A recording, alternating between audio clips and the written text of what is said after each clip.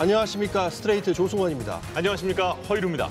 스트레이트는 지난 7월 5일 방송에서 이스타 항공 창업주 이상직 의원의 수상한 과거를 고발했습니다. 네, 회사 돈 수백억 원을 빼돌려 이상직 의원 본인과 가족들이 가져갔는데 정작 이상직 의원 본인은 아무런 처벌도 받지 않았다. 이런 내용이었죠. 오늘도 후속 보도 이어가겠습니다. 이번에도 곽승규 기자 나와 있습니다. 안녕하세요. 안녕하세요. 오늘은 어떤 내용입니까?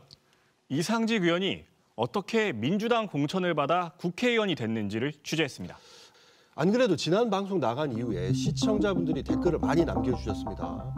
선거법 위반에 재산 문제도 수상한데 어떻게 저런 사람이 국회의원이 됐을까 궁금해하시는 분들이 많았어요.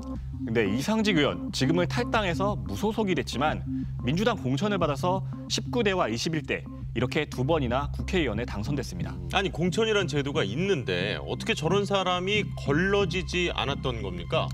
저희가 취재해보니까 공천 과정에 여러 빈틈과 문제점이 있었습니다. 이 이야기에 앞서 스트레이트가 새로 취재한 이상직 의원의 차명 재산 의혹부터 함께 보시겠습니다. 2012년 이상직 의원이 국회의원 선거에 출마했습니다. 선거관리위원회엔 재산이 58억 원이라고 신고했습니다. 그런데 당선된 뒤 국회에 신고한 재산을 보니 52억 9천만 원입니다. 불과 2달 만에 5억 원이 줄었습니다. 5억 원은 왜 줄어들었을까? 국회의원 당선자가 재산을 신고하는 기준일은 5월 30일입니다. 그런데 이상직 의원은 이 날짜를 불과 닷새 앞둔 5월 25일 조카 사이 최모 씨에게 2만 2천 주가 넘는 회사 주식을 증여했습니다. 4억 5천만 원어치였습니다. 조카 사위는 재산 신고 대상이 아닙니다. 따라서 그만큼 재산 신고액이 줄어든 겁니다. 왜 조카 사위에게 주식을 증여했을까? 조카 사위에게 증여한 주식은 비상장 계열사인 마스터 솔루션의 주식이었습니다. 마스터 솔루션, 2003년 자본금 10억 원으로 이상직 의원이 설립한 IT 회사입니다. 이스타항공 예약, 발권 같은 전산 업무, 그리고 그룹 내부의 전산망 구축 같은 알짜 사업을 도맡았습니다.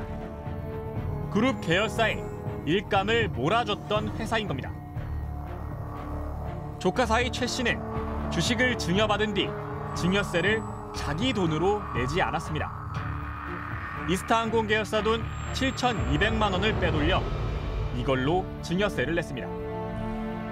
혹시 이상직 의원이 일감 몰아주기를 감추려고 국회의원 재산 신고를 불과 닷새 앞두고 주식을 차명으로 돌려놓은 것 아닐까? 실소유주가 따로 있을 것이다라는 의심이 가는 거죠. 그러면 그 실소유주는 누구일까? 그 조카 사위일까요? 아니면은 국회의원 재산 신고하기 5일 전에 이거를 증여한 그 이상직 의원일까요? 예, 이거 정답은 이제 시청자분들한테 맡겨야 될 것 같은데요. 네. 마스터 솔루션 주식을 증여받은 조카 사위 최모 씨. 최 씨는 이스타항공 계열사 여러 곳의 재무 책임자로 일하면서 회사 자금을 횡령했습니다. 이상직 의원이 이혼한 전 부인을 회사 임원으로 꾸민 뒤 4년 동안 급여 명목으로 4억 6천만 원을 빼돌려 전 부인에게 줬습니다. 자기 장모와 장인, 그러니까 이상직 의원의 누나인 이모 씨 부부에겐 보문료 등의 명목으로 역시 회사 자금을 빼돌려 5년 동안 5억 5천만 원을 줬습니다. 검찰 수사 과정에서 최 씨의 업무 수첩이 발견됐습니다. 이 수첩엔 또 다른 범죄들이 기록돼 있었습니다. 이상직 의원의 전주 아파트 임차 보증금 1억 2천만 원, 이상직 의원의 이혼한 부인, 동생의 친구에게 1,468만 원, 기자 간담회 촌지 명목으로 200만 원, 모두 계열사 회사 돈으로 지급됐습니다. 이 돈은 대부분 이상직 의원과 그 가족들에게 흘러들어갔습니다. 최 씨는 46억 원의 횡령 혐의로 기소됐습니다. 법원은 징역 3년에 집행유예 5년을 선고했습니다. 실형이 아니라 집행유예를 선고한 이유를 법원은 이렇게 밝혔습니다. 최 씨는 대주주인 이상직 또는 대표이사인 이경일의 지시에 따라 범행한 것이다. 사실상 이상직이나 이경일의 지시에 따를 수밖에 없었다. 이경일 씨는 이상직 의원의 친형입니다. 이경일 씨 역시 780억대 횡령과 배임으로 징역 3년을 선고받았습니다. 그러나 정작 횡령으로 이득을 본 이상직 의원 본인은 처벌받지 않았습니다. 이 구조 자체가 이미 이상직 의원이 의도한 거죠. 그러니까 본인이 드러나지 않으면서 경제적 이득을 취하기 어떻게 보면 그려놓은 하나의 그림이기 때문에 당연히 이상직 의원이 어떻게 보면 그걸 본인이 드러나지 않고 경제적 이득을 취하기 위해서 만들어놓은 하나의 계획인 것이죠. 이상직 의원은 지난 4월 총선에서 재선에 성공했습니다. 이번에 신고한 재산은 212억 원. 비상장 주식을 실제 가치대로 신고하도록 제도가 바뀌면서 4배 이상 늘어났습니다. 지난 9월 이스타항공은 노동자 605명을 정리해고했습니다.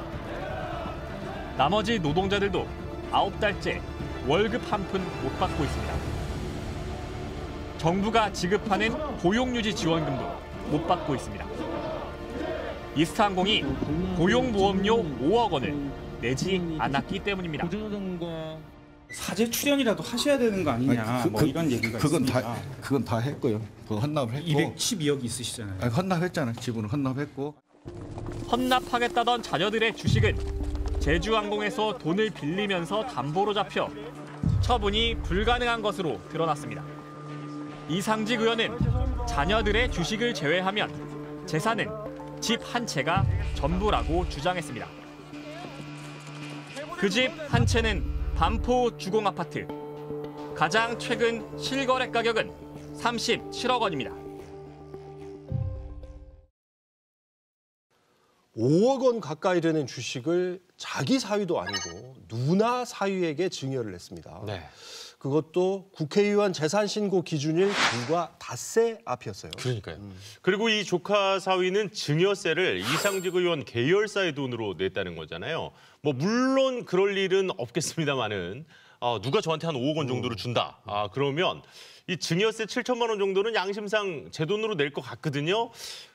정말 자기가 진짜로 증여받은 게 아니었던 걸까요? 네, 차명재산이 아닌가 이런 의심이 들긴 하죠. 어쨌든 이상직 의원이 국회의원 재산 신고 때 자신이 이 회사를 가지고 있다는 사실, 그거를 감추고 싶어 했던 것만큼은 분명해 보입니다.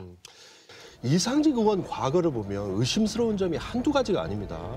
주가 조작으로 처벌도 받았고 횡령 사건으로 형은 감옥을 갔는데 본인은 처벌을 피했어요. 아니 어떻게 이런 사람이 국회의원으로 변신을 할 수 있었던 거죠? 이상직 의원이 처음 정치에 입문한 건 지난 2008년 총선 때였습니다. 이상직 의원이 어떻게 정치에 발을 들이게 됐는지 그 과정을 추적했습니다. 1989년 현대증권 증권맨으로 시작해 큰 돈을 번 이상직 의원. 2007년에 이스타항공을 창업했습니다. 이듬해인 2008년 셀러리맨 성공 신화를 내세워 전주에서 통합민주당에 공천을 신청했습니다. 당시엔 대선 후보였던 정동영계로 분류됐습니다. 정동영 전 의원과 이상직 의원은 전주고 동문입니다. 하지만 그건 그때 얘기일 뿐입니다. 정동영 의원은 이제 병인데요. 예. 근데 저의 이제 고등학교 10년 선배고 예. 경륜이 있죠. 그런데 이제 지금은 나이가 이제 60대 중반이고 지금 이 시대에 또 전주 지역 시대 정신에 맞는가 안 맞는가는 뭐 제 지역이 아니니까 뭐 제가 모르겠습니다. 당시 이상직 의원은 공천에서 탈락했습니다. 주가 조작으로 처벌받은 전력이 문제였습니다. KIC그룹 회장으로 있으면서 이른바 기술자에게 자기 회사 주가 조작 자금 35억 원을 조달해준 사실이 드러나 벌금 1,500만 원을 받았습니다. 4년 뒤인 2012년에도 또 공천을 신청했습니다. 주가 조작 논란에도 불구하고 이번엔 공천을 받는데 성공했습니다. 당시 통합진보당 대표를 맡고 있던 유시민 씨는 민주당이 주가 조작 전과자를 공천했다, 사퇴시켜야 한다고 지적했습니다. 하지만 이스타항공 창업자란 타이틀이 주가 조작 논란을 덮어버렸습니다. 이상직 의원은 선거 기간 내내 이스타항공이라고 적힌 명찰을 달고 다녔습니다. 경제 전문가 10년, 중소기업 경영자로 10년을 지내면서 저 이상직도 재벌 대기업의 횡포를 몸으로 느꼈습니다. 경제 민주화, 이제 말이 아닌 행동이 필요할 때입니다. 결국 국회의원 당선에 성공한 이상직 의원. 박지원 원내대표 옆에서 원내 부대표를 맡으면서 이번엔 박지원계로 통하기도 했습니다. 4년 뒤인 2016년, 이번엔 공천을 받지 못했습니다. 당내 경선에서 패배했습니다. 그는 이스타항공 사내이사로 경영에 복귀했습니다. 그런데 의원직을 내려놓은 뒤 불과 6개월 만인 그해 12월, 박근혜 대통령 탄핵안이 가결됐습니다. 이스타항공은 직원들에게 정치 후원금을 내라고 요구했습니다. 직원들은 진급이나 인사 고과를 미끼로 압박을 받았다고 했습니다. 16년 12월 민주당 국회의원들한테 후원금을 내라고 지시가 있으니 자기도 힘들다, 해줄 수 있냐. 이런 식으로 이스타항공이 직원들을 시켜 후원금을 낸 정치인은 이상직 의원 본인, 김태년 민주당 원내대표 등이었습니다. 이스타항공 측은 이상직 의원이 지시한 게 아니고 후원금을 강요하지도 않았다고 했습니다. 이듬해 대통령 선거가 다가오자 이상직 의원은 이른바 친문으로 변신했습니다. 새로운 전북포럼이란 문재인 후보 지지 단체를 만들어 공동대표를 맡았습니다. 대보름의 희망을 담아 따뜻한 촛불의 염원을 담아 이 자리에 오신 달님과 이 자리에 오신 어르신의 건성을 위해 탄핵심판과 정권 교체를 위해 우리 함께 모두 큰 박수를 쳐주시기 바랍니다. 감사합니다. 정권 교체 직후 이상직 의원은 초대 중소벤처기업부 장관 하마평에도 오르내렸습니다. 장관은 되지 못했지만 대통령 직속 일자리위원회 민간위원으로 위촉됐습니다. 그리고 이듬해 해마다 10조 원이 넘는 예산을 다루는 중소기업진흥공단 이사장으로 취임했습니다. 문재인 정부에서 장관을 지낸 한 인사는 당시 이상직 이사장 임명 배경에 대해 민주당 내 사업가가 없어 이상직 의원이 가치가 있었다. 성공한 스타트업 기업인이라 당시엔 나쁘지 않았던 선택이었다고 말했습니다.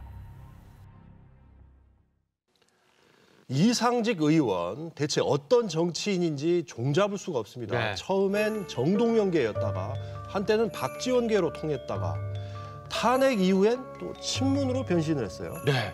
그리고 이제 문재인 정부 하에서는 중소기업진흥공단 이사장까지 했는데, 와, 저것도 뭐 대단한 능력이네요. 그래서 민주당 안에서는 계파가 없는 실속형, 실리형 정치인이라는 평가가 많습니다. 야, 이게 이제 말이 좋아 이 실속형이지, 아주 냉정하게 얘기하면 이익 추구형 아닙니까? 이상직 의원은 성공한 창업자 이미지를 내세웠습니다. 경제 민주화 얘기도 참 많이 했고요. 공정이란 제목의 책도 펴냈습니다. 그런데 과거를 보면 주가 조작도 있었고 횡령 사건도 있었고 공정과는 거리가 멀어 보입니다. 중소기업진흥공단 이사장 할 때도 꽤 잡음이 많았죠? 그렇습니다. 2년 가까이 이사장으로 있었는데요. 티켓 채용, 해외 출장 비위, 사전 선거 운동 등 온갖 논란에 휩싸였습니다. 문제는 민주당이 그런데도 이상직 의원을 이번 총선에서 또 공천했다는 겁니다. 2018년 3월 이상직 의원은 중소기업진흥공단 이사장에 임명됐습니다. 취임 후 첫 기자회견은 공단 본사가 있는 경남 진주가 아니라 자기 지역구인 전북 전주에서 했습니다. 그리고 수시로 전주를 드나들었습니다. 재임 22개월 동안 최소 13차례 전주에서 강연했습니다. 이미 선거 출마를 염두에 두고 있었던 것으로 보입니다. 문재인 대통령 이름도 수시로 거론했습니다.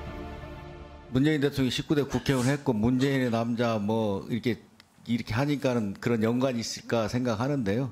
저는 이제 대통령이 하도 일을 많이 시켜가지고 지금 그 진주에 있거든요. 중소벤처기업진흥공단이. 그리고 해외 출장 가면 또 막 의무 순방 뭐 이렇게 BTS보다 더 바쁘게 그냥 지구를 2바퀴나 다녔는데요. BTS보다 더 바쁘게 해외 출장을 다녔다는 이상직 의원. 하지만 이 해외 출장엔 수상한 점이 있었습니다. 지난해 9월 아마추어 골프 선수로 활동 중인 이상직 의원 아들이 출전한 중국 골프 대회 영상입니다. 티박스에 들어선 아들 뒤로 손으로 햇빛을 가리고 있는 한 남성. 이상직, 당시 중진공 이사장입니다. 이상직 이사장은 중국 출장 중이었습니다. 7월엔 한 달 사이 미국 출장을 무려 3번이나 갔는데 3번 모두 아들의 골프 대회가 미국에서 열렸습니다. 22개월 동안 모두 26차례 해외에 나갔습니다. 취임 2달 뒤 진행된 3급 대외협력실장 공개 채용. 연봉 9,500만 원인 이 자리에 채용된 사람은 이상직 의원의 전직 비서관이자 이스타항공 간부였던 A씨입니다. 2019년 1월 A씨는 이상직 이사장 명의로 전주시장과 시의원 등 지역 유력 인사들에게 명절 선물을 돌렸습니다. 사전 선거운동 논란이 벌어졌습니다. 좀 전에 국회의원 하셨던 지역구에 선물을 돌려가지고 지금 선관위에서 조사 중에 있는 것 같은데 이렇게 이사님께서 지시를 하셔가지고 돌렸습니까? 그건 제가 모르는 부분입니다. 올해 1월 이상직 의원은 드디어 총선 출마를 선언하고 민주당 예비후보로 등록했습니다. 출판 기념회에서 공개한 책의 제목처럼 공정을 내세웠습니다. 병역비리 뭐 입시 부정 입학하면 막 분노를 하잖아요. 근데 사회적 분노에는 이렇게 촛불을 드는데 이 공정, 경제에 대한 불공정에 대해서는 침묵을 하고 있잖아요. 근데 이런 공정 경제를 만드는 건 그 정치가 필요합니다. 지난 2월 15일 예비후보 신분이던 이상직 의원이 전주의 한 교회를 찾았습니다. 여기서도 또 문재인 대통령 이름을 거론합니다. 문재인 대통령을 3년 동안 청와대 모시고 있었어요. 대통령 3년 대통령이 모시다 보니까는 이 지역에 좀 활동이 좀 적었습니다. 근데 이제 1월달에 겨우 사표를 수리해줬습니다. 가서 그 새누리당 정우택 후보를 꺾어라 이렇게 했는데 이상직 의원은 청와대에서 일한 적이 없습니다. 종교시설에서 명함을 돌리고 지지를 호소하는 행위는 선거법 위반입니다. 이 사건 일주일 뒤 민주당 공천관리위원회는 이상직 의원을 최종 경선 후보 2명 중 1명으로 선정했습니다. 정치신인 이덕춘 변호사와의 양자 대결. 이상직 후보는 또 문제를 일으킵니다. 민주당 당내 경선은 권리당원 50%, 일반 시민 50%의 여론조사로 결정합니다. 권리당원이 일반 시민 여론조사에도 참여하면 중복 투표가 되기 때문에 불법입니다. 이상직 후보 캠프가 전주 지역 유권자들에게 대량으로 뿌린 문자 메시지. 02로 걸려오는 전화를 받아달라. 권리당원은 일반 시민 여론조사 전화도 같이 받을 수 있다고 썼습니다. 중복 투표를 하라고 불법을 부추긴 겁니다. 똑같은 문구를 이상직 후보 SNS 계정에도 올렸습니다. 이상직 의원은 결국 경선에서 승리해 공천을 따냈고 총선에서 62.5%를 득표해 국회의원이 됐습니다. 검찰은 지난 10월 14일 이상직 의원 본인과 선거 캠프 관계자 6명 그리고 전주시의원 2명을 선거법 위반으로 기소했습니다. 중복 투표를 부추긴 문자메시지, 교회에서 지지를 호소한 발언, 중진공 이사장 신분으로 돌린 명절 선물 모두 선거법 위반으로 봤습니다.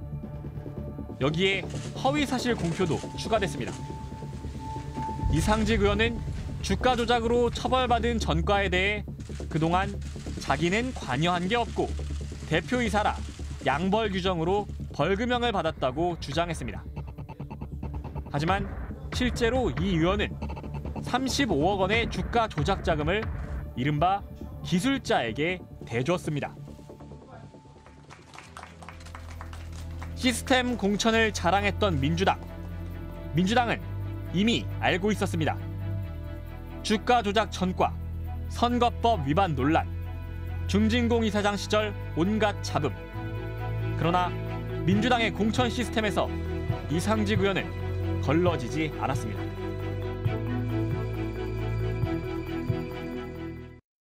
중소기업진흥공단이 10조 원 예산을 쓰는데 그만큼 이사장 자리도 중요하지 않겠습니까? 그런데 이상직 의원 행태를 보면 처음부터 총선 출마를 위해 거쳐가는 자리쯤으로 생각한 것 같아요. 네. 게다가 선거법도 제대로 안 지켰어요. 그런데 민주당은 이런 논란을 다 알고도 이상직 의원을 공천을 했군요. 총선 한 달 전에 경찰이 선거법 위반 혐의로 측근을 압수수색까지 했으니까 민주당이 이를 몰랐을 리가 없죠. 게다가 작년에 국정감사에서 중소기업진흥공단 이사장의 부적절한 행보가 이미 논란이 됐습니다. 민주당은 이번 총선에서 시스템 공천을 했다고 자랑했잖아요. 공천 시스템에 문제가 있었던 거 아닙니까? 적어도 이상직 의원의 사례를 보면 공천 시스템에 문제가 있었던 것 같습니다. 여기서 또 하나 짚어볼 게 있습니다. 네. 정치 컨설팅 회사인 윈지코리아입니다. 윈지코리아, 여기는 어떤 회사입니까? 정치 컨설팅 회사인데요. 이상직 의원이 이곳에서 선거 컨설팅을 받았습니다. 이 업체를 취재했습니다. 문재인의 경제통, 문재인 정부 경제 디자이너, 이상직 의원이 총선에서 내건 캐치프레이즈입니다. 이 의원은 이번 총선을 앞두고 윈지코리아란 정치 컨설팅 업체와 계약했습니다. 윈지코리아, 2009년에 설립된 정치 컨설팅 전문 업체입니다. 청와대 출신 국내 최고의 여론조사 전문가들이 포진했다. 큰 선거에 강하다고 홍보하고 있습니다. 주요 실적을 보니 문재인 대통령 후보의 선거 컨설팅, 민주당 정세균 대표의 이미지 컨설팅을 했다고 돼 있습니다. 윈지코리아의 대표는 박시영 씨. 노무현 정부에서 청와대 여론조사 행정관을 지냈고 요즘은 방송 출연을 자주 해 얼굴이 잘 알려진 인물입니다. 이상직 의원은 이미 작년 하반기부터 윈지코리아의 컨설팅을 받아왔던 것으로 알려졌습니다. 박시영 대표가 진행하는 유튜브 방송에도 이상직 후보가 출연했습니다. 을의 눈물을 안 닦아주면 안 되겠다. 정치인들 중에 경제 전문가 별로 없잖아요. 그래서 야, 정치를 해야 되겠다 해서 이제 들어왔고요. 이상직 의원은 컨설팅 비용으로 얼마나 지출했을까? 이 의원이 선거관리위원회에 제출한 정치자금 보고서입니다. 1월 14일 홍보물 인쇄에 170만 원, 명함 디자인과 인쇄에 70만 원 등 모두 합해 윈지코리아에 695만 원을 썼다고 신고했습니다. 정작 여론조사와 컨설팅 비용은 모두 누락돼 있습니다. 중앙선거관리위원회는 컨설팅 비용은 직접 선거 비용이 아니고 준비 비용이라 회계 신고를 할 의무는 없다고 밝혔습니다. 신고하지 않아도 되니 얼마를 썼는지 알 방법도 없습니다. 선거 컨설팅 비용은 얼마나 될까? 후보자도 컨설팅 업체도 철저하게 비용은 비밀에 붙이고 있습니다. 참고할 만한 자료는 있습니다. 지난 2017년 정치자금법 위반으로 시장직을 상실한 이승훈 전 청주시장. 검찰 수사 결과 시장 선거에서 홍보 대행사가 청구한 용역 비용은 총 3억 1천만 원이었습니다. 보통은 일반적인 리서치가 아니라 이제 뭐 선거 홍보물로부터 시작을 해서 그게 단위가 커요. 그래서 이제 그건 뭐 천차만 안 되는 겁니다. 그러니까 많게는 매덕을 해서 뭐 아주 적게는 그냥 한 5, 6천만 원일 수도 있고. 윈지코리아의 설립자이자 대주주는 이근영 씨입니다. 정치 컨설팅 업계에선 꽤 유명한 인물입니다. 1997년과 2002년 대선에서 김대중 후보, 노무현 후보의 선거 전략을 맡았고 노무현 대통령 당선 이후 청와대 여론조사 비서관을 지냈습니다. 청와대에서 나온 뒤인 2009년 윈지코리아를 설립했습니다. 이근영 씨는 이상직 의원과 인연이 있습니다. 2018년 이상직 의원이 중소기업진흥공단 이사장이 되고 2달 뒤 이근영 씨는 중소기업진흥공단 비상임 이사직을 맡았습니다. 공기업 비상임 이사는 경영을 관리 감독하는 역할을 하는데 한두 달에 한 번 열리는 회의에 참석하고 3천만 원 정도의 연봉을 받습니다. 비상임이긴 하지만 이상직 의원과 2년 가까이 함께 일했습니다. 지난해 5월 이근영 씨는 민주당 전략기획위원장으로 임명됐습니다. 대통령의 핵심 측근 양정철 원장이 이끄는 민주연구원 부원장도 겸임했습니다. 민주당 선거 전략을 이끌게 된 겁니다. 올해 1월엔 민주당 공천관리위원회 위원이 됐습니다. 민주당 공천관리위원회엔 18명의 위원이 있었는데 그중에서 이근영 씨는 간사였습니다. 여론조사 전문가로서 각종 여론조사 데이터를 수집하고 분석해 공천에 반영하는 역할을 맡았다고 합니다. 공천관리위원회의 공식 브리핑도 그가 담당했습니다. 금태섭 후보나 또 추가 공모 응모를 한 김남국 변호사, 이 두 후보 다 우리 당의 소중한 자원으로 활용될 수 있는 방안을 강구해달라는 당 지도부의 요청에 따라 김남국 신청자는 청년 인재로서 전략 선거구 등에 우선 배치하기로 하고 이근영 씨는 민주당 전략기획위원장을 맡으면서 윈지코리아 대표직에서 물러났습니다. 하지만 그때도 지금도 여전히 대주주입니다. 그런데 민주당 예비 후보자들 상당수가 윈지코리아에서 선거 컨설팅을 받은 사실이 드러났습니다. 모두 35개 지역구였습니다. 이상직 의원도 그중 한 명이었습니다. 윈지코리아는 이상직 의원은 홍보물과 여론조사에 약간의 컨설팅도 해줬다고 시인했습니다. 하지만 35명의 예비 후보자 모두 컨설팅을 해준 건 아니다. 홍보물만 맡은 곳도 있고 여론조사까지 해준 곳도 있어서 비용은 다 제각각이라고 밝혔습니다. 민주당 전략기획위원장이자 공천관리위원회 간사 이근영 씨. 그가 대주주로 있는 회사는 공천을 바라는 예비 후보자들을 상대로 돈을 받고 컨설팅 영업을 했습니다. 총선이 민주당의 압승으로 끝난 바로 다음 날 이근영 전략기획위원장은 양정철 민주연구원장과 함께 나란히 사퇴했습니다. 하지만 이 과정은 이후 민주당에 논란의 불씨를 남겼습니다. 그러니까 이상직 의원이 총선 출마를 준비하면서 윈지코리아의 컨설팅을 맡겼는데 그 윈지코리아의 대주주가 민주당 공천관리위원이었던 거네요. 네, 곽 기자. 그럼 이 코치가 심판까지 맡은 건가요? 엄밀히 말하면 코치는 회사가 있고 심판은 대주주가 있으니까 좀 다르긴 하죠. 그래도 이해 충돌 소지가 있는 거 아닙니까? 오해를 사기에 충분한 것 같은데요. 그러게요. 만약 제가 당에 공천을 신청했는데 상대 후보가 윈지코리아의 컨설팅을 받았다. 이러면 정말 신경이 많이 쓰일 것 같은데요. 실제로 민주당 안에서는 문제 제기가 없었습니까? 있었습니다. 불공정하다고 주장한 후보들이 있었습니다. 하지만 민주당 지도부는 문제가 없다며 그냥 넘어갔습니다. 이 논란을 취재했습니다.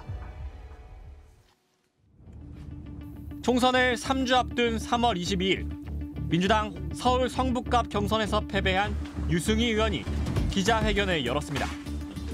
유 의원은 공천 과정이 불공정했다고 공개적으로 반발했습니다. 상대 후보가 윈지코리아와 계약한 게 영향을 미쳤다는 겁니다.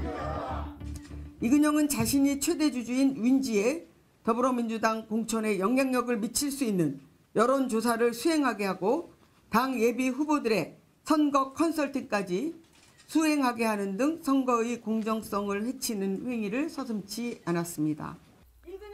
인천이 지역구였던 박우섭 후보도 역시 윈지코리아의 개입 의혹을 제기했습니다.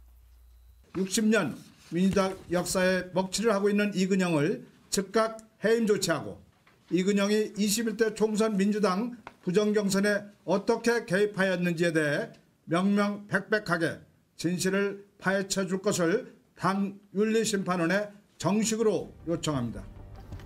윈지코리아는 즉각 반발했습니다. 박시영 윈지코리아 대표는 터무니없는 주장으로 회사 이미지에 막대한 타격을 주고 있다. 두 지역 모두 윈지가 당 적합도 조사와 경선 조사를 진행한 바 없다고 밝혔습니다. 윈지코리아는 유승희, 박우섭 두 후보에게 명예훼손 소송을 냈습니다. 왜 이런 논란이 벌어졌을까? 어느 정도 예견된 일이었습니다. 심판 역할을 해야 할 민주당 전략기획위원장 겸 공천관리위원회 간사. 그가 대주주로 있는 업체가 돈을 받고 선수들의 코치 역할까지 함께했기 때문입니다. 저하고 경쟁하는 그 후보가 그 윈지에 컨설팅을 받고 있는 거예요. 기획사로. 이거는 말도 안 되는 거지. 많은 사람들이 거기로부터 그 컨설팅을 다 받고 있더라고요. 이근영 씨는 경영에서 손을 뗐다고 했지만 공천 심사 기간에도 수시로 국회 바로 앞에 있는 윈지코리아 사무실을 드나들었습니다. 이근영 씨는 공천 탈락자들의 항의를 피하려고 갔다고 해명했습니다. 윈지코리아는 개별 예비 후보들과 컨설팅 계약 말고도 더불어민주당과도 계약했습니다. 민주당의 공천 적합도 여론조사를 맡았습니다. 공천 적합도 여론조사란 공천을 신청한 예비 후보들의 여론조사를 돌려 최종 경선 대상자 2~3명만 남기고 나머지는 컷오프 시키는 일을 말합니다. 이 일은 여론조사 업체 4곳이 나눠서 했습니다. 윈지코리아는 4개 업체가 서로 자기가 컨설팅을 맡은 후보자의 지역구는 배제했다고 밝혔습니다. 또 공천자를 최종 결정하는 마지막 경선 여론조사는 전혀 하지 않았다고 밝혔습니다. 그러나 여전히 개별 예비 후보들에게 돈을 받고 컨설팅을 해준 건 논란의 소지가 남습니다. 실제로 민주당에 공천을 신청했던 한 예비 후보자는 중앙당 당직자가 윈지를 권유했다고 말했습니다. 아름아름 알만한 후보자들은 이런 식으로 윈지와 계약했던 겁니다. 중앙당에 있는 사람들이 저에게 연락이 왔어요. 핵심 정보인데 빨리 윈지코리아랑 손잡아야 된다. 돈이 좀 들더라도 얘네랑 지금 손잡아야 된다. 이런 얘기를 하더라고요. 민주당 지도부는 이 문제를 이미 인식하고 있었습니다. 3월 초 민주당은 이해찬 대표 주재로 긴급 비공개 최고위원회를 열었습니다. 이 자리에서 이근영 전략기획위원장의 이해 충돌 문제가 논의됐습니다. 이근영 전략기획위원장은 억울하다며 강하게 반발했다고 합니다. 이근영 위원장은 공천은 18명의 공천관리위원이 함께 공정하게 진행한다. 윈지코리아의 컨설팅을 받은 게 공천에 전혀 영향을 끼치지 않는다고 주장했습니다. 또 자기는 윈지코리아 업무에 관여하지 않고 있다. 그런 이유로 윈지코리아를 배제하면 오히려 역차별이라고 주장했습니다. 결국 최고위원회는 문제 없다는 결론을 내렸습니다. 일단 뭐 최고위에서는 내부 검토해가지고 특별히 문제가 되지 않고 경선과 관련된 여론조사에는 관여하지 않았다라고 하는 그 입장 그대로 말씀드려야 되지 않을까 이렇게 생각이 되고요. 뭐 비공개 회의 자리에서 어떤 논의가 이루어졌는지 그거는 공유된 바가 없기 때문에 그거는 추가로 말씀드리긴 좀 어려운 것 같아요. 스트레이트는 총선 당시 민주당 공천관리위원회 부위원장 윤호중 의원에게 입장을 물었습니다. 윤호중 의원은 이해충돌 소지는 있었겠다고 말했습니다. 그러나 당시 공천에 영향을 미쳤다거나 심각하게 개입했다는 정황은 없었다고 밝혔습니다. 지금은 당직을 내려놓고 떠난 이근영 전 전략기획위원장에게도 입장을 물었습니다. 이 씨는 전화를 받지 않았고 대신 윈지코리아를 통해 답변을 보내왔습니다. 이상직 의원이 어떻게 공천을 받게 됐냐는 질문엔 답을 하지 않았습니다. 이근영 씨는 민주당의 공천 과정은 그 어느 때보다 투명하고 공정했다. 민주당의 공천 과정에 무분별한 문제 제기를 하는 것은 공천관리위원들에 대한 모독이라고 주장했습니다. 이해 충돌 문제는 당사자인 민주당이 더 세밀하게 들여다보고 판단했을 것이라고 답했습니다. 스트레이트는 이해 충돌에 대해 꾸준히 문제 제기를 해왔습니다. 처음부터 공정성 시비나 오해의 소지를 피하자는 취지입니다. 여야 모두 오늘 방송을 계기로 공천 공정성을 더 깊이 고민해 주길 기대합니다. 끈질긴 추적 저널리즘 탐사기획 스트레이트. 다음 주에 다시 찾아뵙겠습니다. 수고하셨습니다. 길 같은 하루의 끝 화려한 간판들 사이로 걷다 문득 떠오른 너의 얼굴이 복잡한 하늘에 강물이 되어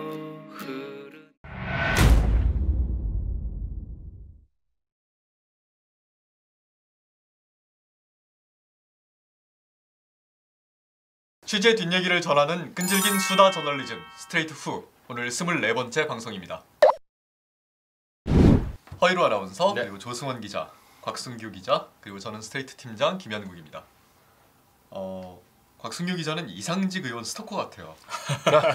어쩌다 보니까 이렇게 자꾸 되게 싫어하실 것 같긴 합니다. 지금. 저희가 사실 7월 5일에 처음으로 이상직 의원 방송을 했잖아요. 네. 그때도 이상직 의원의 재산 문제, 과거, 주가 조작 이런 문제들이 이제 처음으로 이슈화되면서 꽤 반향이 컸습니다. 사실 뭐 탈당에 지대한 공헌을 곽승규 기자가 했다. 저는 뭐 이렇게 보고 있습니다. 별로 약간 그렇게 원하는 사지 않을까 걱정되는데 아무튼 속내는 탈당만으로는 만족할 수 없다 이런 속내 같은데. 월급이 한 국회의원이 한 1,200만 원 정도 된다고 하더라고요. 네. 지금도 열심히 받고 계시니까. 그래서 자, 다 그래서 세금이니까. 네, 세금이죠. 잘해야죠. 네. 오늘 취재는 이제 이상직 의원이 어떻게 정치에 입문하게 됐고 민주당 공천에 2번이나 받았을까? 이 문제, 이 질문은 이거였습니다. 맞습니다. 네. 사실 이 질문은 제가 던진 건 아니고 첫 번째 방송이 나오고 나서 댓글 때문에 이제 사실은 후속 취재를 하게 된 거거든요. 첫 번째 방송할 때는 사실 저도 거기까지 생각을 못 했는데 이제 댓글이 그런 댓글 되게 많았어요. 특히 뭐 사실 나는 민주당 지지자지만 이상직 의원 문제는 분명하게 해결해야 한다. 또 어떻게 이런 인물을 대체 누가 공천한 거냐. 이런 댓글이 많아서 그걸 보고 저도 좀 의문이 들었고 그렇게 취재가 된 거죠, 사실. 사실 공천이라는 게 이제 공심위가 꾸려지잖아요. 근데 이제 그렇게 되면 어떤 후보자가 이제 상대방 후보, 상대 당 후보와 경쟁을 했을 때 뭐 그것도 중요합니다만, 그러니까 이제 나중에 결국 그 상대방 후보랑 선거 전에 들어가게 되면, 그러니까 약점이 일단 없는 사람을 찾는 것도 되게 중요한 포인트지 않습니까? 근데 이렇게 약점으로 가득 차 있는 분이 어떻게 이제 됐을까? 저도 오늘 보면서 좀 많이 놀랐어요. 사실 이제 민주당의 얘기를 들어보면 이스타 항공 문제가 그 선거 때만 해도 이 정도로 심한지 몰랐다. 뭐 그때는 또 제주항공이랑 M&A 얘기도 그렇죠, 있고 해가지고 그렇죠. 그때는 몰랐다고 이제 얘기를 많이 하는데 사실은 근데 저희가 오늘 방송에서도 이스타항공 얘기도 나오지만 그 외에 여러 가지 문제가 있었거든요. 그렇죠. 이스타항공 문제가 터지기 전에 이미 이상직 의원은 굉장히 많은 논란을 일으켰던 것으로 드러났는데 근데 민주당은 알고 있었을 거란 말이에요. 그렇죠. 몰랐을 수가 없죠. 뭐 측근이 압수수색도 당했고 네. 그 전에 뭐 이미 국정감사 때 작년에 되게 많은 질의가 이제 이상직 당시 이사장의 여러 가지 부적절한 행보에 대해서 나왔어요. 그러니까 뒤로 새로 나온 얘기도 물론 있지만 이미 충분히 알고 있는 사실이 있었는데도 이게 왜 제대로 걸러지지 않았을까에 대해서 사실 지금도 좀 의문이 있는 거죠. 지금 보면 파도 계속 나와요. 그러니까요. 얼마 전에 이제 MBC 뉴스데스크에서도 며칠간 집중 보도했듯이 그렇죠. 주로 이제 자녀에게 이스타 홀딩스의 주식이 어떻게 전달됐어요? 자녀들이 무슨 돈으로 샀나? 이 얘기하고 하는 얘기였죠. 그러니까. 사실은 돈 주고 산 게 아니라 거의 그냥 준 거였다. 뭐 이런 내용이죠. 하여튼 뭐 파도 끝이 없는 거 보니까 이상직 의원님은 뭐 거의 양파 이상직 의원님. 아니 그리고 저는 되게 놀랬던 게 그 조카 사위. 아 정말 충격적이지 않습니까? 그래서 저한테 대입을 시켜봤어요. 그래서 봤더니 제 장모님의 이제 남자 형제잖아요. 제 장모님의 남자 형제가 되는 거잖아요. 그렇죠. 그럼 제 장모님의 남동생, 남자 형제, 장모님의 남동생이죠. 남동생. 그러면은 이제 그 아내의 외삼촌이 되는 거고, 저도 이제 처 외삼촌이니까 집안 모임이나 뭐 큰 행사가 있을 때는 가서 인사를 분명히 제가 드렸어요. 드렸는데 뭐 이렇게 술도 이렇게 한 잔씩 따라 드리고 했는데. 그분이 저한테 갑자기 5억 원어치 주식을 이렇게 주신다. 그러면 아 이거는 놀라운 일이죠. 놀라운 일이죠. 그러니까 사실 엄밀히 말하면 거의 남이잖아요. 살면서 보는 일이 그렇게 많은 사이가 아니니까. 그렇죠. 1년에 제사 한번 하면은 볼까 말까. 아 근데 이게 조카 사위 게다가 증여세까지도 그 제 처 외삼촌이 증여세까지 다 내주신다. 말이 됩니까? 뭐 내주셨는지 확인은 못하겠지만 어쨌든 계열사가 그렇죠. 계열사가. 회사가 내줬어요. 그렇죠. 회사가 공식적으로 빌리는 형식으로 해가지고 이제 내줬는데 네, 횡령으로 이것도 처벌을 네, 이제 처벌 받았고 다 법원에서 이미 혐의가 다 인정됐고요. 사실 저도 처음에 그 판결문을 이제 그 전에 했던 게 이제 780억 그런 얘기였고 또 다른 판결문이고 이게 새로 판결문을 받는데 이게 조카 사이가 너무 희한한 거예요. 이게 일반적으로 잘 안 일어나는 일 같아서. 그렇죠. 근데 이제 거기서 더 주목한 게 날짜가 2012년 5월 25일이라고 돼 있더라고요. 판결에 써 있거든요. 증여 날짜가. 또 5월 30일 날 재산 신고 날짜인데 딱 닷새 전이니까 이거 좀 약간 희한하다. 이 마스터 솔루션이라는 회사의 주식인데 이상직 의원은 어쨌든 자기가 국회의원 되고 나서 첫 재산 신고였는데 이 회사 주식을 자기가 갖고 있다는 걸 어떻게든 감추려 했던 것으로 보입니다. 그렇죠. 결과적으로 뭐 이게 실제로 조카 사이한테 가면서 이제 신고 대상에서 빠지니까. 그렇죠. 그래서 이 회사가 어떤 회사인지 들여다봤더니 이게 캐나다에서 원래 설립된 회사라는 거죠. 네, 원래는 이제 이상직 의원이 이스타항공을 설립하기 전에 KIC라는 회사로 이제 KIC 그룹을 이끌었는데 그때 두 번째 계열사로 이제 마스터 솔루션을 만들어서 처음에는 원래 이 캐나다에 현지 법인이 있었어요. 그래가지고 이제 뭐 거기서 뭐 연구도 한다 뭐 이런 식으로 뭐 보도자료도 몇 번 내고 했었더라고요. 근데 이제 이스타항공 그룹이 나중에 되면서 이제 KIC는 이제 무너지고 KIC 돈이 너무 많이 이제 흘러가다가 이제 결국에는 그 회사가 망가지는데 그 다음에 이스타항공 그룹을 하면서 이 마스터 솔루션도 조금 더 안에 이쪽 내부 일감 이런 데 좀 집중한 것 같습니다.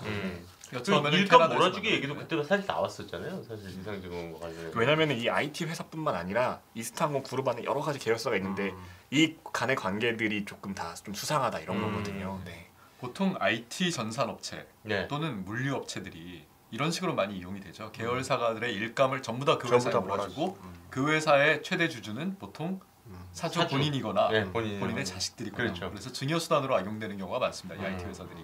이 경우도 사실 그런 경우가 아닐까 약간 의심은 되는데 그렇죠. 워낙 오래전 일이고 또 이 회사가 없어졌어요 지금은. 지금은 회사 안으로 들어왔기 때문에 이스타항공 안으로 들어왔기 때문에 좀 확인이 좀 어려운 점이 있고요. 근데 다만 이 이스타항공 관련돼서 측근 이제 얘기를 좀 방송에 다루진 않았지만 이제 이분 얘기는 이제 이상직 의원이 원래 현대 쪽에서 증권에서 일을 했잖아요. 그래서 이제 약간 그런 대기업에서 어떻게 일감 몰아주게 하고 이런 거를 좀 보고 원래부터 벤치마킹 하려고 했던 거 아닌가 이제 그런 생각을 좀 갖고 계시죠. 재벌들 나쁜 짓 하는 거 보고 그대로 따라 배웠다. 근데 이제 아까 우리 인터뷰에 나왔을 때는 자기가 이제 중소기업 그 경영하시면서 재벌들의 갑질 너무 많이 당해가지고 을들의 눈물을 닦아주지 않으면 안 되겠다. 이런 말도 하시더라고요. 공정이라는 또 이 저작의 작가시잖아요. 이 정도 되면은 뭔가 자기가 무슨 말을 하는지 전혀 모르고 하는 말 같기도 하다는 느낌도. 아니 근데 저는 또 궁금했던 게 어쨌든 이제 그 이런 건들에 대해서 검찰 수사가 들어갔는데 본인은 계속 어쨌든 다 이렇게 빠져나왔잖아요. 근데 요거 검찰 수사가 들어갔을 때도 국회의원 현역 신분이었을 거 아닙니까? 그렇죠. 맞습니다. 청주지검이 수사할 때 현역 의원이었죠. 현역이었죠. 그럼 좀 부담스러웠을까요? 검찰 입장에서도? 그런 점도 아무래도 있지 않았을까요? 이제 사실 뭐 국회의원 어쨌든 부르는 것 자체가 좀 소환조사 쉽지 않고 그래서 그런지 소환 조사한 흔적이 아무것도 없어요. 아 그래요? 네, 당시 검사랑 통화를 했는데 주변인을 수사했던 것까지는 말해주는데 아니, 그럼 본인은 어떻게 조사하셨냐고 물으면 그건 말해줄 수 없다고 해요. 이게 계속 얘기를 잘해주다가 네. 주변인들 가지고 뭐 심증은 있어서 정황상은 있어서 주변인들 대상으로 수사를 했다고 하는데 예를 들어서 본인을 소환했는지 본인을 서면 조사했는지 뭐 이게 다시 흔적이 남아야 되거든요. 수사 기록에 기록이 남아있지 않습니다. 사실은 뭐 사건 처분과 실제로 관계가 있는지는 모르겠지만 당시 청주지검에서 수사를 했는데 청주지검장은 전주고등학교 2년 선배 나온 분이었어요. 네. 저희가 되게 오랫동안 많이 연락했는데 그분한테 입장을 좀 듣고 싶어서 연락은 뭐 끝까지 뭐 그러나 않았습니다. 그것 때문에 봐줬다 이렇게 뭐 말할 수 있는 어떤 단서도 없습니다. 사실은. 네. 어쨌든 그렇게 해서 수많은 수사를 견뎌내고 처벌을 피하고 살아남아서 드디어 정치에 입문합니다. 그렇습니다. 네. 처음 공천 신청했던 게 2008년이었다면서요? 그렇죠. 2008년 그때 총선 때 이제 그때는 이제 좀 정동영계 약간 이러고 그것도 약간 이스타항공 2007년에 만들었거든요. 그렇죠. 바로 1년 뒤에 이제 그 경력을 활용해서 정치에 입문했는데 그때는 이제 공천에 맞지 못했습니다. 그때 공천 받지 못했던 이유가 주가 조작으로 처벌받은 전과 때문에 이제 논란이 된 거죠. 네, 그 뭐 여러 사유가 있겠지만 그것도 굉장히 중요한 사유였다고 하더라고요. 근데 이제 이 주가 조작 논란이 사실 2012년 선거 때도 계속 나오는 얘기인데 이제 이상직 의원 본인의 주장은 나는 KIC 그룹의 회사의 대표이기 때문에 불미스러운 일이 벌어져서 그냥 회사 대표이기 때문에 그냥 같이 좀 양벌 규정이라 그러잖아요. 그래서 같이 처벌받았다는 게 주장인데 실제 판결문을 보면 단순히 대표라서 처벌받는 게 아니라 주가 조작 자금을 댔어요. 그렇죠. 35억 원. 35억 됐죠. 네. 근데 이제 또 이게 2012년에는 그 전에는 4년 전에는 민주당이 걸러냈는데 2012년에 또 왜 안 걸러냈나? 사실 그것도 조금 의문입니다. 그 다음에 이제 정동영계에서 아까 박종계로. 이제 약간 기자들이 좀 지어낸 말일 수도 있어요. 사실. 네네네. 왜냐면 당시 2012년 총선 직후에 박지원 원내대표 겸 아마 비상대책위원장이었을 겁니다. 근데 원내 부대표가 돼요. 이상직 의원이. 그래서 무슨 줄 타고 되자마자 초선이 저기로 원내 부대표까지 이러면서 박지원계 아니야 이런 말들이 이제 나왔던 거죠. 당시 이렇게 좀 다정한 모습이 또 약간 사진에 많이 남아있고 그래가지고 아마 그런 거 아닐까 싶습니다. 아니 근데 뭐 아까 이제 그간 여러 가지 뭐 매체에서 하신 말씀들을 보니까 어쨌든 뭐 요즘은 계속 그 문재인 대통령의 뭐 일을 너무 시켜서 뭐 자기가 뭐 너무 힘들다 뭐 이런 정도로 그러니까 거의 복신인 것처럼 이렇게 말씀을 많이 작년 하시더라고요. 국정감사 발언 보니까 문재인의 남자 이런 표현을 쓰잖아요. 본인 스스로 그렇게 얘기해요. 그러니까요. 내가 문재인의 남자여서 사람들이 약간 약간 국정감사 시달렸다 약간 이런 식으로 얘기하고 이분 발언 특징이 굉장히 이렇게 좀 유명하신 분, 그러니까 문재인 대통령, 그 다음에 BTS. BTS 발언이 한 번이 아니에요. 사실 방송에서 한 번 나왔지만 중진공 이사장이 BTS보다 바쁘다고 수시로 얘기하면서 계속 자기가 전 세계 아미들이여 일어나실 겁니다. 아이고. 뭐 지구를 두 바퀴 돈 거 가지고 지금 뭐 BTS보다 바쁘다 그러면 너무 모르는 얘기고요. 아니 그 지구 두 바퀴 돈 것도 실제로 업무 목적의 출장인지도 의심스러운 상황 아니에요? 그렇죠. 지금 아들 골프 상당히 의심스러운 상황. 되게 우연이지만 실제로 골프장에서 아들이 탓을 날릴 때 뒤에서 이렇게 보고 있는 모습이 정확하게 찍혔죠. 영상에. 그 영상은 어떻게 구한 거예요? 그것도 뭐 유튜브에 돌아다니는 게 있어 어떻게 막 찾아가지고요. 찾았는데 인터넷의 바다에서 또 박 기자가 또 이렇게 건져냈구만. 또 이렇게. 그것도 참 거기 어떻게 또 찍힐 수 있지? 그것도 좀 신기하더라고요. 그것도. 그러니까 이게 눈이 너무 많아서 이제는. 그리고 그건 정치인들의 본능이죠. 카메라 앞에서 딱. 숨길 수 없는. 그러니까 뭐 이제 곽승규 기자가 말하자면 이제 스트레이트 팀 안에서 내가 김영국의 남자다 이러고 다니는 거 아닙니까? 이제 그런 건데. 그거 도움이 되나요? 안 될 것 같아. 도움은 안 되겠네요. 도움은 안 되겠네요. 네. 아 근데 그러니까 참 보면서 아 이분은 감각은 있으시다.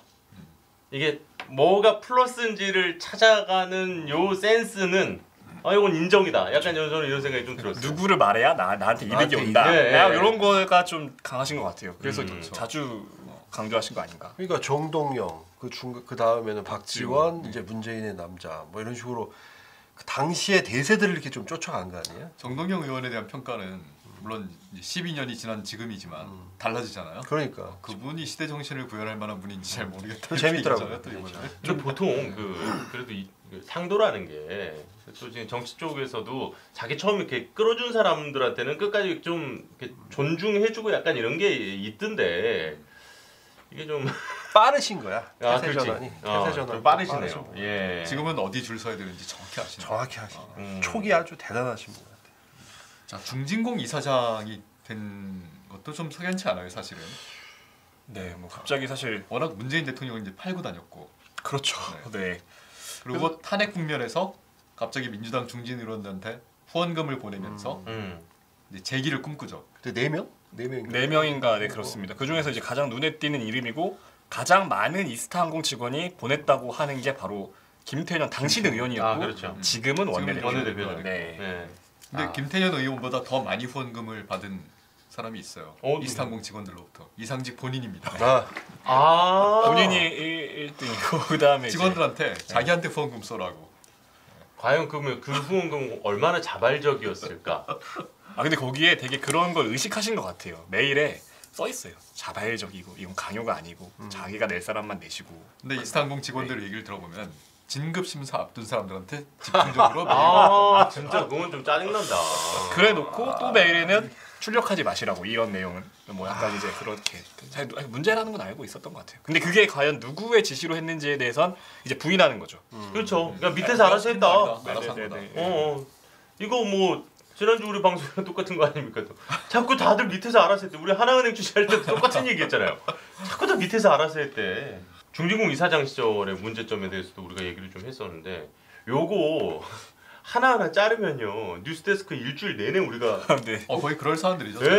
채울 수 있을 만큼 하나하나가 다 놀라운 일들이 많죠. 사실 뭐 채용부터 시작해서 골프 이제 외유성 출장 뭐 다 그다음에 뭐 사전 선거 운동 이게 다 중진공 이사장 때 일이고 강연을 진짜 많이 다녔어요. 그리고 22개월 동안 26번 해외 출장을 갔으면은 한 달에 한 번 이상 나간 거예요. 아 근데 저는 그것도 지금 그 재판 중이라 그랬나요? 그 아까 뭐였죠? 그 새로 뭐 공개 채용이었는데 그분이 뭐 돌렸다면서요? 전주 쪽에 그 공개 채용으로 들어오신 대외 협력실장. 네, 그때 그거는 이제 어쨌든 그게 작년 국정감사 때 문제가 됐는데 누가 봐도 수상하잖아요. 14명인데 한 명이 됐는데 14대 1이었는데 그분이 이제 전직 비서관 국회에서 같이 있었고 그 다음에 이제 팀장이고 하니까 완전 최측근이에요. 그리고 그 전에 이상직 의원이 선거법 위반으로 거의 의원직 상실 직전에서 겨우 살아나는 사건이 있었거든요. 2012년도에도 그때도 판결문에 나옵니다. 이분의 이름이 그러니까 완전 최측근이라고 보시면 되는데 신복이네 신복. 근데 됐는데 국정감사에서 물어보니까 이거 블라인드 채용이었다. 그리고 이제 뭐 자체 감사인지 위에 상급 기관인 중소기업부에서 했는데 문제 없었다 하고 이제 넘어갔는데 그분이 이제 결국에는 이제 명절 선물까지 돌리고 해서 근데 이제 이름이 이상직 의원으로 돌렸더라고요. 중소기업진흥공단 그렇죠. 이사장 시절이니까 돌려서 이제 그때 압수수색 당했고 근데 자기 지역구인 전주 지역에 유력 인사들 100몇 명한테 전통주를 보내요. 다른 전통주는 보통 청와대에서 보내는 건데 명절 때. 그리고 자기가 쓴 책도 보냅니다. 같이. 공정. 공정. 그때는 공정 아니에요. 공정 아니고 아마 다른 책이 전에 책이 좀 많은 저서가 좀 있어요. 다. 이게 원래 이 후보하시기 직전쯤에 다 책 한 권씩 내는 거 아닙니까? 그게 선거 때마다 하나씩 나왔어요. 4년마다. 하늘을 날단가 뭐 그런 촌놈 하늘을 날다. 촌놈 하늘을 날다. 2008년도에 템베거라고 신무탄을 쓰는 법이라는 책이 있는데요. 부지런하시네요. 책도 많이 쓰시고. 저는 제일 궁금했던 거 일단 그러니까 이 정도면 사실 이제 탈당을 해서 방법이 지금 없습니까? 의원직 제명 뭐 이런 사실 국회에서 의원들이 윤리 거쳐서 제명하면 할 수 있죠. 할 수 있는데 그건 이제 의지의 문제고 그렇게 되는 경우는 거의 없죠. 이제 탈당을 했으니까 사실 민주당이 공천도 공천이지만 이후에 이제 이스타항공 사태가 터진 이후에 이상직 의원에 대한 대응을 보면은 상당히 소극적이라는 인상을 좀 지울 수가 없어요. 그 이스타항공 노동자들이 단식 농성하고 있는데도 사실 안 갔었잖아요. 안 가다가 이제 좀 논란이 되니까 그 뒤로 이제 최고위원 중에 이제 가신 노웅래 최고위원이다 몇 분 가시긴 했는데 그렇게 논란이 됐고 뭐 아까 잠깐 후원금 얘기 나왔던 김태년 의원 같은 경우가 이제 원내대표인데 공교롭게도 공식적인 발언, 제가 확인할 수 있는 범위 내의 발언은 한 차례도 하지 않았습니다. 이스타항공과 이상직 의원에 대해서. 그러니까 이제 그런 걸 보면 아 이런 게 다 인연이 있기 때문에 소극적인 거 아니냐 이런 눈초리가 있을 수밖에 없죠. 원내대표 같은 경우에는 후원금을 많이 받으셨으면 그래도 또 그 노동자들의 이야기를 좀 주셔야 되는 거 아닌가? 또 이런 그러고 보니까 돈 낸 사람 노동자네요. 맞네요. 네. 그렇네요. 네. 자 이제 본론으로 좀 가볼까요? 네. 2020년 네, 올해 총선에서 이상직 의원이 또 공천을 받습니다. 그렇습니다. 네. 원래 1월에 그 중소기업진흥공단 이사장 신분으로 선관위에 질의를 보냈다면서요. 그 전 두 달 전인가 보냈어요. 그래서 겸직이 가능한 같이 이사장인 상태로 내가 이사장 사퇴 안 하고 출마 총선결도 될까? 라고 물어본 거예요. 놀라운 거는 선관위 해석이 가능하다는 거였습니다. 정말요? 이게 이 중소기업 진흥공단 이제 준정부 기관이거든요. 그래서 약간 이제 공무원 중에서도 약간 신분이 애매한 것 같더라고요. 그래가지고 이제 사각지대가 있어서 된다고 했어요. 근데 이제 그럼에도 불구하고 이제 어떻게 이제 이렇게 나오면 당연히 뭐 상대 후보든 어디든 욕먹잖아요. 그래서 이제 결국에 사퇴하긴 했죠. 사실 그 체육단체장들 중에는 현역 국회의원들이 제법 있거든요. 네, 겸직. 그건 겸직식으로. 그러니까 약간 그런 것도 생각하셨을 수도 있겠다는 생각이 좀 드는데요. 그래서 뭐 그리고 또 중진공 이사장 하면서 여러 가지 좀 활동이 유리하니까 그런 게 아니었을까라는 전 생각도 좀 드는데. 근데 최소한 저희가 취재한 바로는 작년 가을 이전이에요. 그러니까 윈지코리아를 찾아간 게 이상직 의원이. 여기랑 그러면 중진공 이사장으로 한창 활동을 하실 때네요. 그렇죠. 네. 총선이 이미 한참 남았고 6개월 이상 남았을 때 찾아갔다. 저희는 그렇게 취재했고요. 그래서 역시 그때도 약간 다른 생각을 이미 좀 하고 계신 거 아닌가. 이근영 민주당 전략기획위원장이 민주당에 영입돼서 전략기획위원장 자리에 온 게 작년 5월이었던 것 같아요. 맞습니다. 네.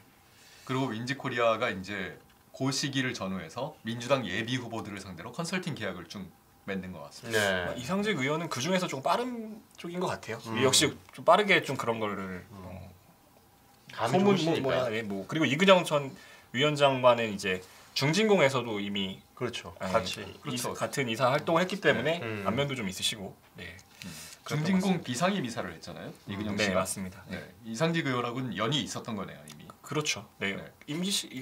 근무 시간이 거의 정확하게 겹쳐서. 하지만 본인은 뭐 공천에 어떠한 영향도 행사하지 않았고 이상직 의원에게 봐준 거 없다. 뭐 이런 입장을 밝힐 줄 알았는데 답변을 하지 않았어요. 그러니까 그 이근영 전 위원장이 굉장히 오랫동안 연락을 했는데 받지 않고 질문도 이제 많이 남겼죠. 전화를 안 받으시니까 했는데 이제 처음에는 이제 이상직 의원 관련돼서 의혹들을 이제 뭐 예를 들어서 중진공에 같이 계신 인연이 이런 공천 허술한 심사에 영향이 미친 거 아닌가 뭐 이런 질문을 저는 던졌는데 그런 구체적인 질문에 대해서 아무런 답을 하지 않으셨고 이제 그거죠. 기사에도 소개됐지만 민주당 공천 자체가 이번에 되게 높은 평가를 받았다.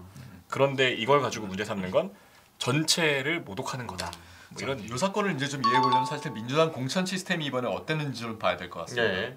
각 지역구에서 이제 예비 후보들이 공천을 신청하면은 먼저 공천관리위원회 여기에는 외부 인사들도 들어와 있는 거죠. 공관위 18명으로 구성돼 있습니다. 민주당 내부 사람들도 있고 외부 인사들도 있고 이 18명이 이제 심사를 하는데 보니까 공천 적합도 조사라는 걸 하더라고요. 맞습니다. 그게 경선 대상자를 추리는 거예요. 되게 중요한 공천 적합도 조사. 그러니까 경선을 어떤 사람들끼리 붙일 건지를 그렇죠. 예를 들어서 지역구에 한 6명 정도가 예비 후보가 공천을 신청했다 그러면은 이걸 다 경선을 붙일 수 없으니 이 사람들을 상대로 여론조사도 돌려보고 검증도 하고 그래서 이 중에 2명 많으면 3명까지도 추리는 역할입니다. 나머지는 결승전에 오를 사람 컷오프 시키는 거죠. 굉장히 결정적 역할을 하는 거죠. 공천관리위원회가. 특히나 이제 이게 지역구가 호남이나 이런 쪽이면 더더욱 그렇잖아요. 그러니까 일단은 국가대표 선발전을 여기서 하고 그 다음에 이제 더 큰 무대에서 이제 다른 당과 이제 또 붙는 거니까. 아니 이제 경선을 그 다음에 치르게 되는 거죠. 그렇죠. 그런데 국가대표 상비군을 뽑는 거네 이거는. 상비군이죠. 네. 그다음에 그 안에서 국가대표를 뽑아서 다시 경선을 붙이고 그다음에 이제 본선으로 가는. 네. 그래서 이제 민주당이 이걸 시스템 공천이다 이렇게 표현을 한 것 같아요. 근데 이상직 의원이 이걸 통과한 과정을 한번 좀 설명을 해주실까요? 이상직 의원이 일단은 공교롭게도 이제 그런 그 지역에서 굉장히 지역 라이벌 정치인이 한 분 계십니다. 네, 근데 이분이 이제 2016년도에는 이상직 의원 누르고 공천의 시절을 받았고 그 다음에 근데 당시에 새누리당의 정운천 후보, 농림부 장관했던 이제 그때 이제 좀 그 지금의 여건이 좀 분열돼 있었던 상태라서 이제 당선이 됐고 그런 상황이었는데 이제 이분이 어쨌든 또 계속 지역 활동을 해서 되게 인지도가 높은 이분이었는데 최영재 후보. 최형재 후보. 네. 이분 되게 시민사회 경력도 많으시고 하신 분인데요. 최영재 후보 그리고 이상직 후보 당시 그 다음에 이덕춘 후보라고 이제 변호사인데 정치 신인이죠. 네, 그래서 이렇게 그 세 사람이 예비 후보로 이제 공천 신청을 했는데 이제 경선을 한 거네요. 네, 사실 이제 이덕춘 후보도 이제 정치 신인이고 여러 가지 장점이 있고 이제 가산점도 있고 하지만 이제 기본적으로는 이 두 명의 대결이다. 2파전이라는 좀 의견이 많았죠. 왜냐하면 경력이 많으니까. 근데 이제 아까 말씀드린 공천 과정에서 떨어졌어요. 이 분이 이 라이벌이 떨어지고 그러니까 최영재 후보를 컷오프 시킨 거예요. 네. 다만 윈지가 이제 그거 한 건 아니죠. 그 경선 적합도 조사를 그 지역에서 윈지가 한 건 아니고 어쨌든 두 명이 이제 남았고 그 과정에서 이제 이상직 의원이 이제 반칙 같은 걸 하죠. 권리당원한테 이제 이렇게 문자 보내가지고 중복 투표 가능하다는 식으로 얘기해서 결국에는 이겼죠. 네. 그러니까 이 과정을 보면은 약간 저희가 약간 의문을 품었던 게 첫째는 공천 적합도 조사의 결과가 투명하게 공개가 되나요 혹시?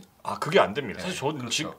좀 이해가 안 컷오프된 후보 입장에서는 내가 왜 컷오프된 거야라는 걸 이게 정확한 설명을 듣기 어려운 구조라는 게 첫 번째 문제였던 것 같고 두 번째 이제 경선 과정에서 권리당원과 일반 유권자 여론조사를 50%씩 반영하게 돼 있는데 지금 이상직 후보 사례에서 보듯이 중복 투표 가능성이 있는 거예요. 여기서. 그러니까 일반 시민으로도 하고 권리당원으로도 할 수 있다는 거죠.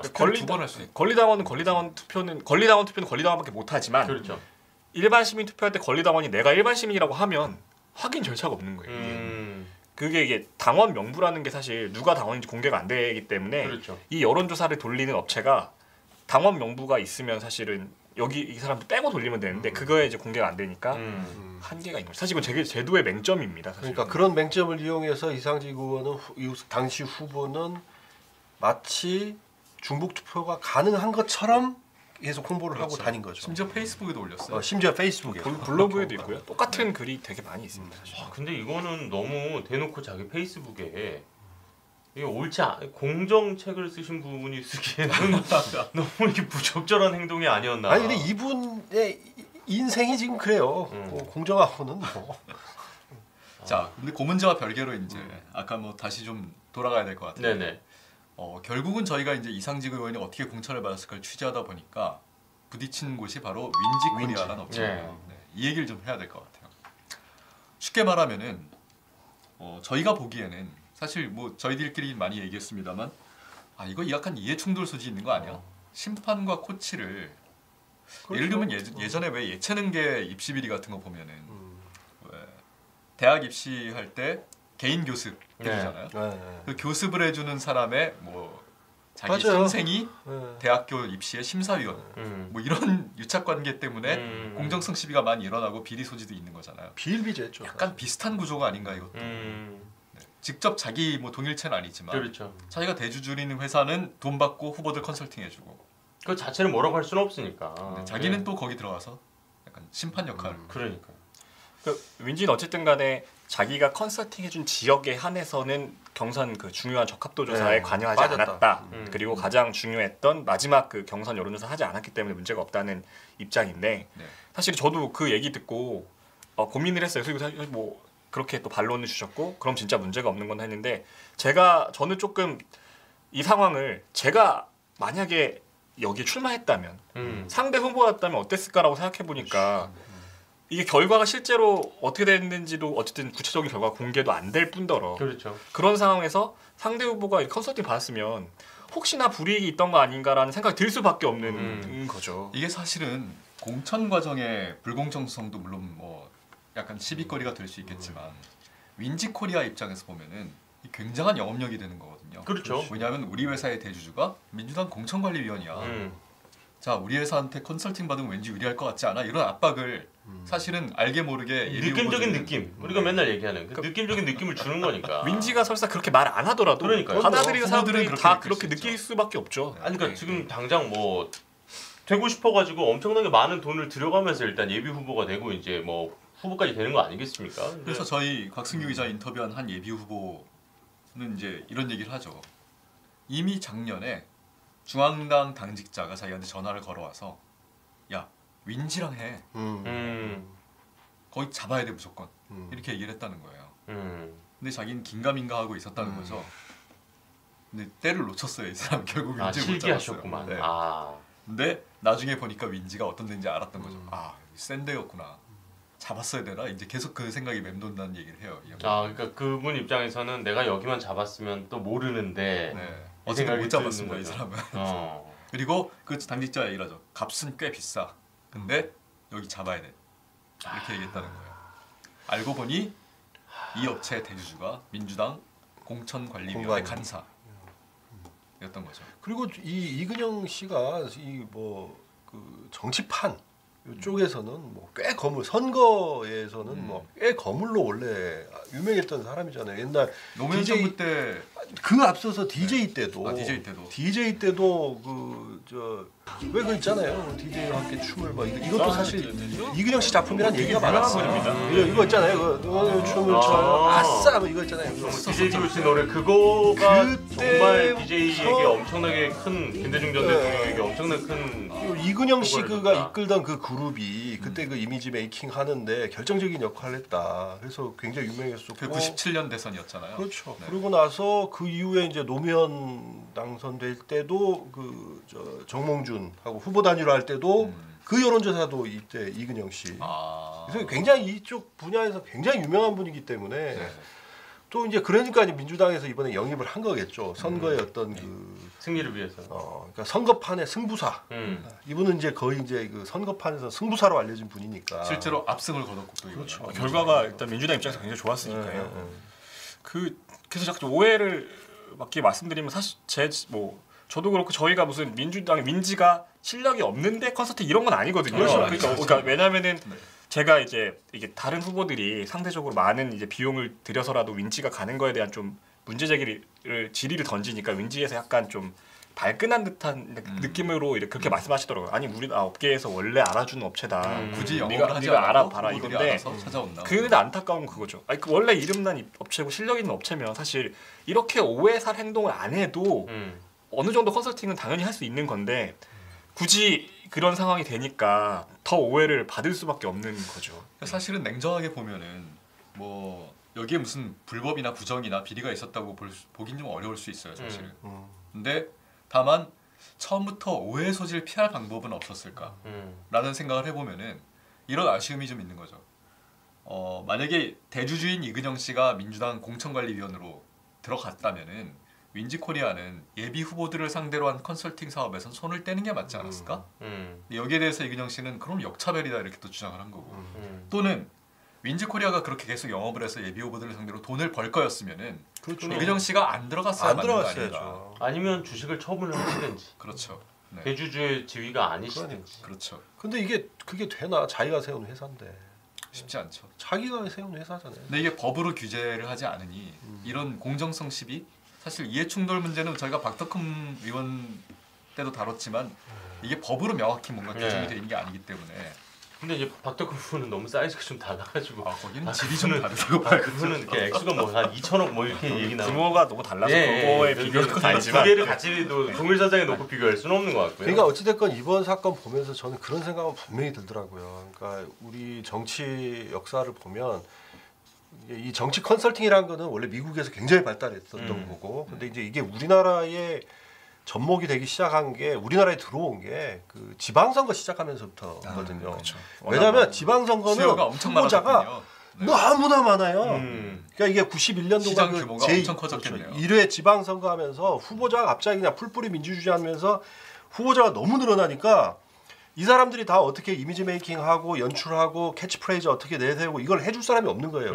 그때 이제 정치 컨설팅이 우리나라에서도 완전히 이제 우르르 이제 자리 잡기 시작하면서 온 거거든요. 근데 그 중에서도 사실 이 윈지 같은 경우는 뭐 정치판 아시는 분들은 아시겠지만 굉장한 메이저 회사 중에 거의 한 4개, 5개 안에 들어가는 다 쏜 거 안에 듭니다. 뭐 PNC라든가 뭐 몇 개 있습니다. 그 뭐 이윈컴이라든가 뭐 이런 회사 있는데 그 중에 아주 메이저 회사이거든요, 사실. 민이라는 회사도 있고 굉장히 여러 개 있지만 그 중에 상당히 메이저 회사인데 최소한 이런 메이저 회사의 대주주 혹은 그걸 창업한 사람이잖아요.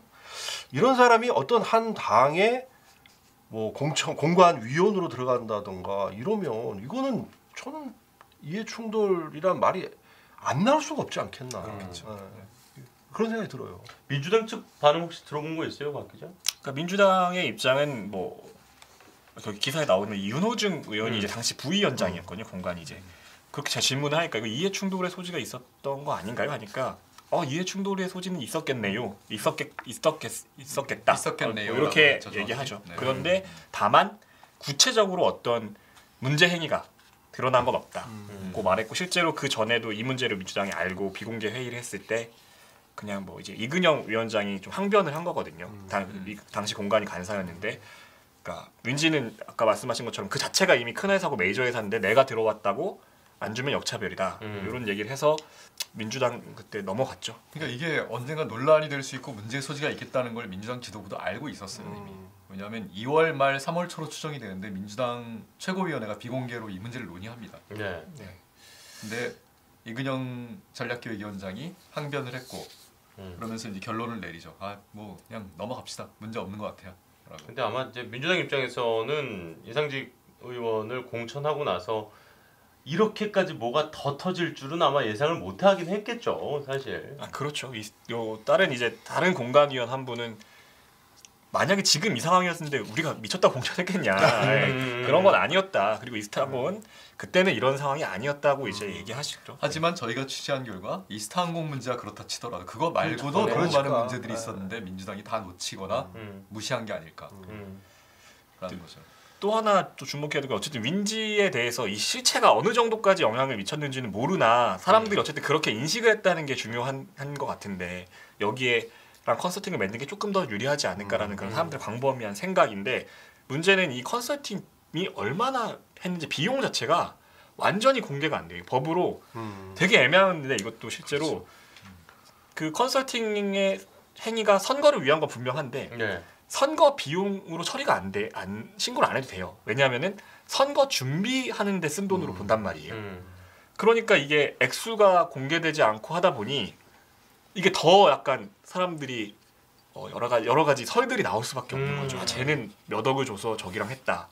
이런 얘기가. 근데 그것도 법적으로 명확한 경계가 있는 게 아니에요. 그러니까 직접 당선을 목적으로 한 선거 비용은 선관위에 신고하게 돼 있는데 선거 준비 비용으로 간주하는 건 또 신고 안 해도 된다고 돼 있단 말이에요. 근데 이건 뭐 귀에 걸면 귀걸이고 코에 걸면 코걸이고. 컨설팅 비용은 대부분 후보들이 신고 안 합니다. 이상직 의원도 신고 하나도 안 했죠. 안 했죠.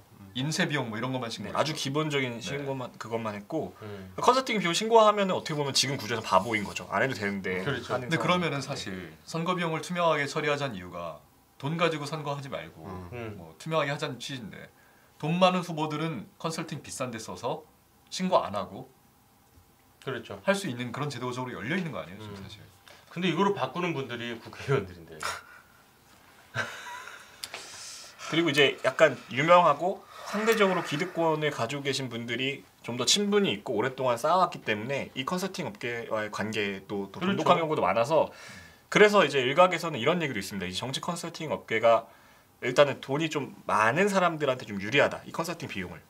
그러니까 이 정치 신인들이 오는데 장벽이 될 수 있다는 지적과 함께 컨설팅 내용이 사실은 좀 비슷하다 보니까 후보들의 이렇게 획일화된다. 이렇게 약간 어떤 그런 참신함과 아니면 새로움으로 승부하기 어렵게 되는데 또 이런 좀 부작용이 있는 거 아니냐. 물론 이분들의 전문성으로 또 일정 후보의 당선에 기여하겠지만 그런 얘기도 좀 있습니다. 참, 그러니까 이해 충돌 문제는 그래서 뭐가 문제인데 법적으로 이렇게 하시면은 또 이렇게 가끔 할 말이 없는 듯한 느낌이 들기도 하지만 그럼 이거는 괜찮은 거예요라고 또 반문하고 싶게 만드는 자꾸 이런 주제인 것 같아요. 그래서 국회에서 계속 지속적으로 논의가 있어 왔잖아요. 이해충돌 방지법을 만듭시다. 네. 근데 계속 무산돼 왔죠 사실은. 이해충돌을 너무 하면서 계신 분들이 거기 계시니까. 오늘 여기까지 해도 될 것 같은데. 네. 오늘 뭐 좀 고급스러운 논의였는데. 네. 어쨌든 이런 논의들을 바탕으로 한국 정치가 또 정당들이 좀 더 그거 우리 입으로 고급스러운 논의였다는 거를 팀장님께서 얘기를 하시는 건 그런가요? 그 시청자들이 보고 판단하신 문제죠. 깊이 있는 논의. 네, 그래. 깊이 있는 논의. 죄송합니다. 이런 고급진 표현을 자중하겠습니다. 네. 자, 일단 김영국의 남자 곽승규 기자 수고 많았고요. 감사합니다. 네. 뭐 다음 주 주제 살짝 또 예고. 저번 주에 좋아하시더라고요. 맛배기 살짝. 아 그래요? 네. 다음 주 주제는 제2의 4대강 사업. 제2의. 네. 4대강 사업 못지않은 또 하나의 MB의 유산을 저희가 하나 발굴해냈습니다. 참 그분이 안 계셨으면 스트레이트라는 방송을 어떻게 해야 되나 싶기도 하고. 그렇죠. 무궁무진한 소재를 제공해 주시는데 그만큼 탐사 고발의 대상이 될 만한 소재를 또 많이 가지고 계신 분이니까. 제2의 4대강. 이건 너무 기대돼요. 네. 지금도 그 유산이 계속되고 있습니다. 네. 다음 주도 기대해 주시죠. 좀 기대해 주시고 본방사수도 좀 부탁드리고. 오랜만에 곽 기자 다시 돌아왔으니까 빨리 클로징 멘트 하세요. 한번 해주시면 안 돼요 진짜. 선배한테 시키는 거예요? 아니. 아니 나 초반에 와서 나 계속했어 내가. 자 구독 좋아요 알림 설정. 본방사수도. 네. 본방사수. 구독 좋아요 알림 설정 부탁드립니다. 본방사수 해주세요. 고생 많았습니다. 다음 주에 고맙습니다. 뵙겠습니다.